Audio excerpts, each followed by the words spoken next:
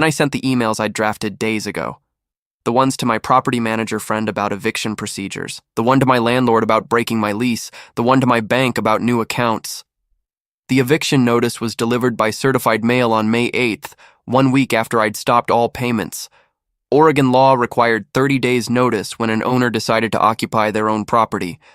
I'd had my attorney friend draft the notice to be absolutely airtight, professional, legally precise, emotionless.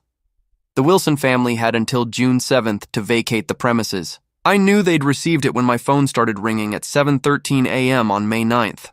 All three of them, calling in rotation. I'd unblocked the numbers the night before because I wanted to document everything. But I didn't answer. Instead, I let every call go to voicemail and saved each message. Mom's first voicemail was crying. Actual sobbing. Barely coherent. "Nathan, please, there's been some mistake. You can't do this. We're your family. Please call me back." Dad's was rage. "You think you can kick your own parents out of their home? I'll fight this. I'll get a lawyer. You can't just, this is illegal. This is elder abuse." Kimberly's was disbelief. "Are you serious right now? This is insane. You're insane. Call me back immediately." I saved all three, backed them up to cloud storage, and went to work. The calls continued all day, 23 total. I answered none of them. By evening, they'd figured out I wasn't going to respond to phone calls, so they showed up at my apartment. I watched through my peephole as all three of them stood in the hallway. Mom's eyes were red and puffy. Dad's face was flushed with anger. Kimberly looked personally offended by my apartment building's existence. The pounding started. "Nathan, open this door right now!" Dad's voice echoed through the hallway. I didn't move. "We know you're in there!" Kimberly yelled. "Your car's in the parking lot!" More pounding. My neighbor across the hall opened their door, looked at the scene, and quickly closed it again. "Nathan, please!" Mom's voice cracked. "At least talk to us. We can work this out." I pulled out my phone and started recording audio. Documentation. "This is ridiculous!" Dad shouted. "You can't ignore us forever." "We're your family," Kimberly added. "Open the door or I'm calling the police," Dad threatened. I almost laughed at that one. Instead, I pulled up my building security number and texted them. 3 people causing a disturbance outside apartment 3B, refusing to leave, making threats. Then I sent them a photo through the peephole. The pounding continued for another 5 minutes before building security arrived. 2 large men in uniform who very politely but firmly escorted my family to the lobby. I watched through my window as they were walked to their car. Dad still gesticulating angrily. Kimberly on her phone, probably rage texting me, Mom clutching Dad's arm and crying. They sat in the parking lot for another hour, just sitting there, occasionally looking up at my building. I ordered Thai food delivery and ate dinner watching Netflix, periodically checking to see if they were still there. They finally left at 9:47 p.m. The next morning, I received an email from an attorney I'd never heard of. Subject line: regarding unlawful eviction of Gerald and Patricia Wilson. I forwarded it to my own attorney without reading past the subject line. Her response came back within an hour. "This is nonsense. You own the property outright, it's in your name alone, and you're following proper legal procedure. They're trying to intimidate you. Ignore it unless they actually file something." They filed something 3 days later. An emergency restraining order, claiming I was harassing them and threatening their safety. The hearing was scheduled for May 15th. I showed up with my attorney, a sharp woman named Rebecca Chang who specialized in property law. My family showed up with their budget lawyer, a nervous-looking kid who couldn't have been more than 2 years out of law school. The judge, a tired-looking woman in her 60s, read through the filing with increasingly visible skepticism. "Mr. Wilson," she addressed my father, "you're claiming your son is threatening your safety by evicting you from a house he owns?" "He's trying to make us homeless," Dad said, his voice booming through the small courtroom. "We're his elderly parents. This is elder abuse." "You're 56, the judge said flatly, looking at the paperwork. "That's not elderly, and according to this filing, your son has been paying your mortgage and all household expenses for 4 years? That's not relevant," their lawyer interjected weakly. "It seems extremely relevant," Judge Morrison replied. "Continue, Mr. Wilson." "He promised to help us," Dad said. "We had an agreement." "A verbal agreement?" the judge asked. "A family agreement." Judge Morrison looked at me. "Mr. Nathan Wilson, do you own the property in question?" "Yes, Your Honor," I said. "The deed is solely in my name. I refinanced the property 4 years ago to prevent foreclosure." And you've been paying all expenses since then? Yes, Your Honor. Mortgage, property taxes, insurance, utilities. Approximately $48,000 per year. Mom gasped audibly at the number, like she'd never actually done the math. And you've provided proper legal notice of eviction? 30 days, as required by Oregon statute. They have until June 7th. The judge turned back to my father. Mr. Wilson, your son owns the property, has given you proper legal notice, and wishes to occupy his own home. On what grounds are you requesting a restraining order? He's punishing us, Dad exploded. He removed us from a group chat and now he's kicking us out. It's retaliation. He removed himself from a group chat, Rebecca corrected, after being removed by them first. The judge held up a hand. Mr. Wilson, my son won't let me live in his house for free anymore, is not grounds for a restraining order. This is a property dispute at best, and frankly, not even that. Your son has every legal right to evict you with proper notice. She stamped something on her paperwork. Request denied. Court costs awarded to the defendant. Next case. The whole hearing had lasted less than 15 minutes. Outside the courtroom, Dad tried to corner me. Nathan, please, we need to talk about this. Anything you need to say can go through my attorney, I said, handing him Rebecca's business card.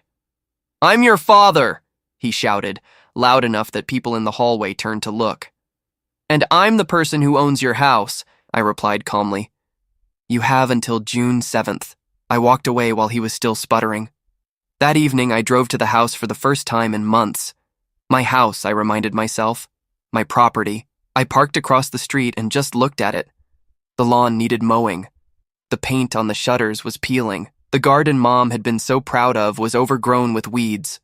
4 years of me paying for everything, and they couldn't even be bothered to maintain it. My phone buzzed. A text from an unknown number. You're making the biggest mistake of your life.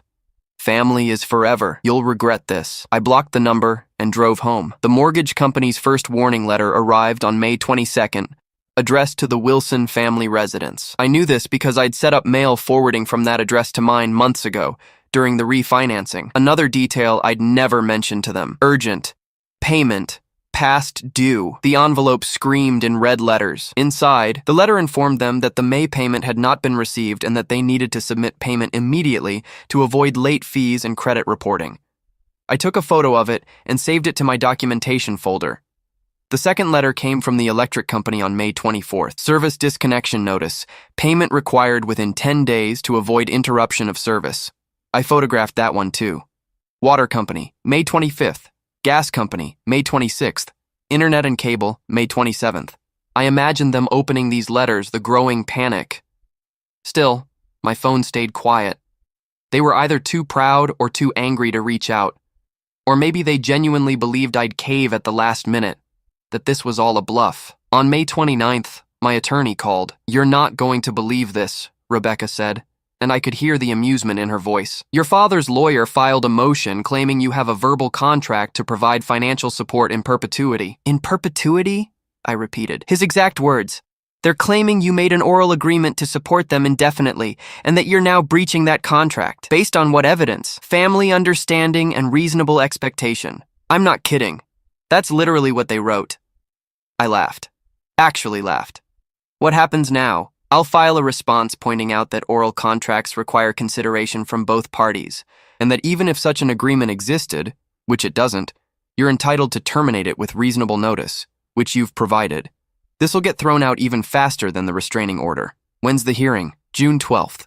5 days after they're supposed to be out of the house. The irony wasn't lost on either of us. June 1st arrived. I took the day off work and drove to the house at 8 a.m. A moving truck was parked in the driveway. Finally, I thought, they're actually leaving. Then I saw what was happening. They weren't loading the truck. They were unloading it. I parked and got out. Kimberly was directing 2 movers carrying a large dresser. No, that goes upstairs in the master bedroom. What are you doing? I asked. Kimberly whirled around. What does it look like? We're moving furniture. You're supposed to be moving out, not in. Mom and Dad need help organizing, she said dismissively. Their stuff is all mixed up from looking for documents for the lawyer. Kimberly, they have 6 days to vacate. They're not vacating, she said, turning back to the movers. We talked to a lawyer. You can't actually kick us out. Your lawyer is wrong. He says you need to go through a formal eviction process, which takes months, so you can just calm down and stop with this whole power trip thing. I pulled out my phone and called Rebecca. She answered on the first ring. Nathan? They're refusing to leave. They're moving more stuff in. Are you on the property now? Standing in the driveway. Don't engage further. I'll file for immediate enforcement of the eviction order. Can you document what you're seeing? I started recording video. The movers carrying furniture in, Kimberly directing them. Through the open door, I could see Mom in the kitchen, unpacking boxes. Nathan, stop recording us. Kimberly noticed the phone. That's an invasion of privacy. This is my property, I said calmly, still filming. I'm documenting trespassers. Trespassers? We live here. Not after June 7th. Dad emerged from the house, saw me, and his face went purple. You have some nerve showing up here. I have every nerve. I own this house. This is our home. Mom appeared behind him, her voice shrill. You can't just take our home. I'm not taking it. It was never yours. The deed has my name on it. Only my name. We have rights, Dad shouted. You have 6 days, I replied. Then I'm changing the locks. You can't do that, Kimberly said. Watch me. I got back in my car and drove away, still recording until I turned the corner. The whole interaction was backed up to cloud storage within 5 minutes. Rebecca filed the emergency motion that afternoon. The hearing was set for June 5th, 2 days before the eviction deadline. That night, I got a series of texts from my uncle, Dad's brother, whom I hadn't spoken to in years. Uncle Ray. Your father called me crying. Says you're kicking them out onto the street, Uncle Ray. I know you two have had issues, but this seems extreme, Uncle Ray. They're your parents, Nathan. Whatever happened, family should forgive. I stared at the messages for a long time. Then I typed, Did he tell you I've been paying their mortgage for 4 years, Uncle Ray? He said you helped out some. That's what family does. Nathan. Some? Under 92s, $100 total, plus utilities, taxes, insurance.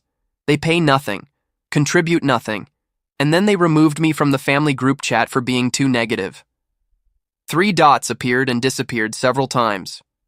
Uncle Ray. 192s, 000, Nathan. Give or take, I have spreadsheets. Uncle Ray. Jesus Christ. Uncle Ray. Your dad said it was just a few hundred here and there. Nathan. He lied about that, and probably a lot of other things. Uncle Ray. I need to make some calls. He didn't text again. June 5th, second courtroom, same judge, somehow even less patient than before. Let me see if I understand this correctly, Judge Morrison said, looking over her glasses at my father's lawyer. Your clients were given lawful notice to vacate by June 7th. Instead of vacating, they moved more furniture in. They were organizing their belongings, Your Honor, the lawyer said weakly. They were moving a dresser into the master bedroom, Rebecca countered. I have video evidence. The judge watched the video I'd recorded. Her expression went from annoyed to incredulous. Mr. Wilson, what part of vacate the property was unclear to you? We don't have anywhere to go, Mom wailed from the gallery. That is not the court's concern, Judge Morrison said sharply. Nor is it your son's concern.